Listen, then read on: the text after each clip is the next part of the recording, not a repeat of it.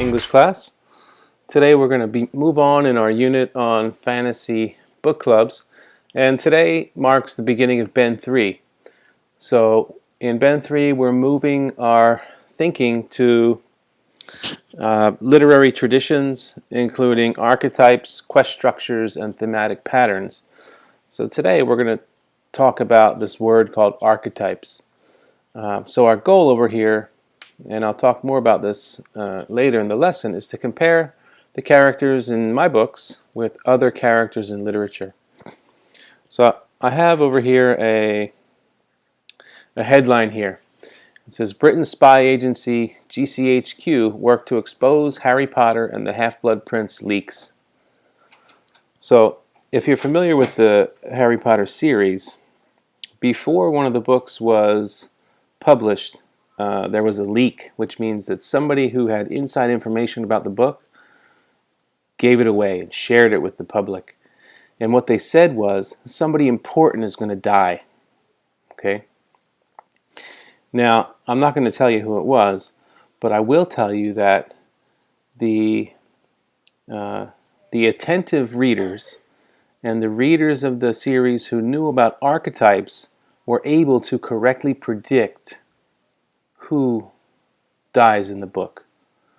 Okay, and they were able to predict it because they knew the relationships between different kinds of characters, and we'll talk more about that in a minute. So you heard me say the word archetype, okay, but what on earth is an archetype?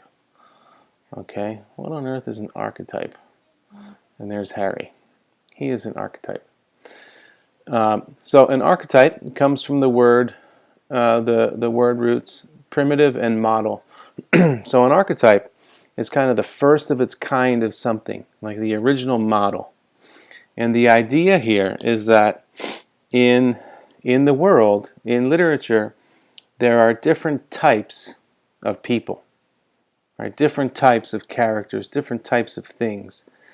And in fantasy, there are some that are very common. So Harry is a hero, right?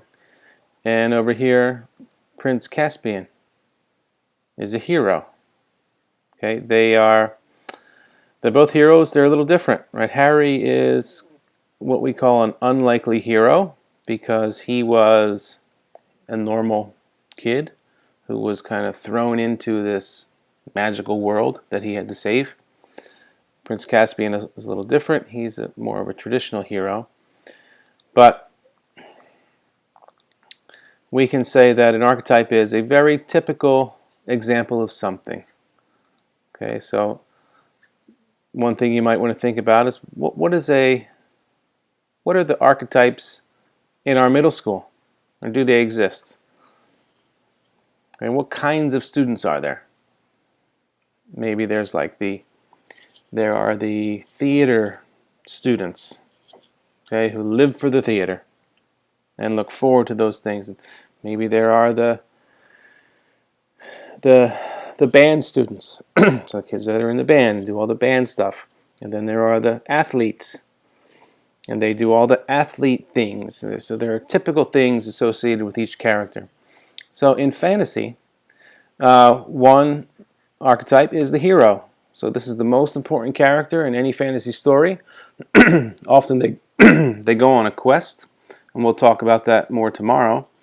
But the hero takes on the villain, and in the end they save the day. So some examples are Prince Caspian, Harry Potter, Katniss, Moana, Anna and Elsa, and Harvey from The Thief of Always. Okay, another archetype is the villain. So this is the antagonist. They fight the hero. Often we learn that the villain was not always bad. They were not born evil. But something happened to them and they became that way.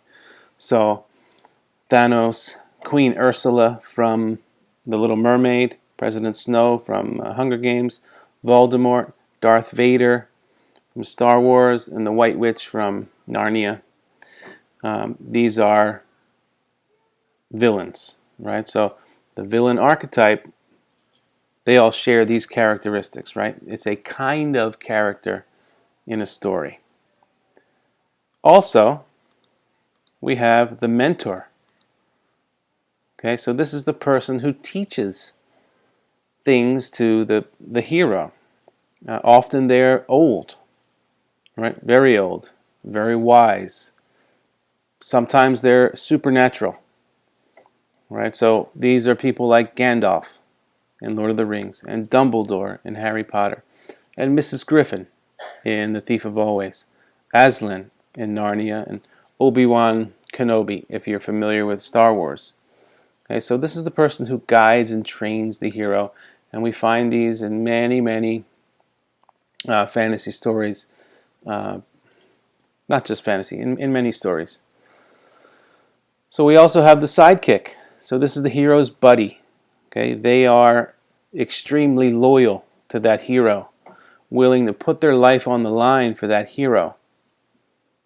Okay, they guide them, they keep the hero on the path. Often the hero wants to give up. Right, in Lord of the Rings, Frodo wanted to give up, but Sam was there to pull him through, to pull him out of the water, help him survive, keep him on track. Okay, so I think Wendell could be a sidekick in The Thief of Always. Hermione in Harry Potter is a sidekick.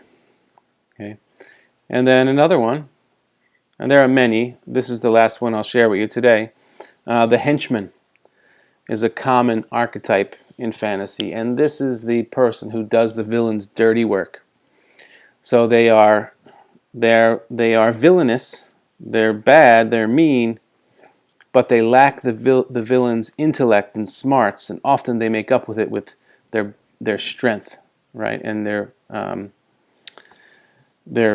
wickedness. So Karna in The Thief of Always might be the henchman, right? I mentioned before that Karna was like the police officer, security of the Holiday House. Karna is not Mr. Hood. Mr. Hood's the brains, the real villain. Karna is the one who keeps you from getting away.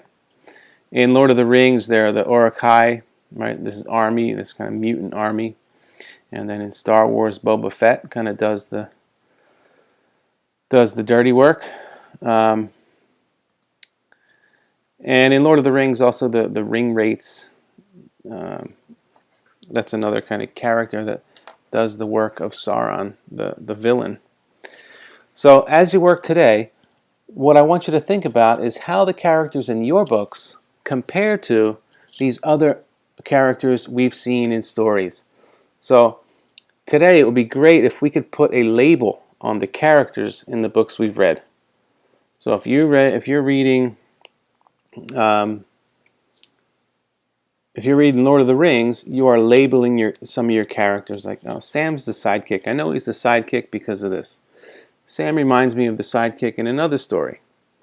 Or Harry reminds me of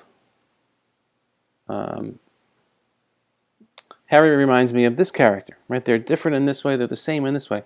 So we want to make these comparisons between different characters and different texts so we get a better understanding of what the author really intends to teach us through the story, and we enjoy it. Because what we're going to come to understand is that most of these stories are really just one story told a different way. And when we notice that, we'll really grow our appreciation of the way the author writes. So good luck in your books today, and I'll see you in a conference.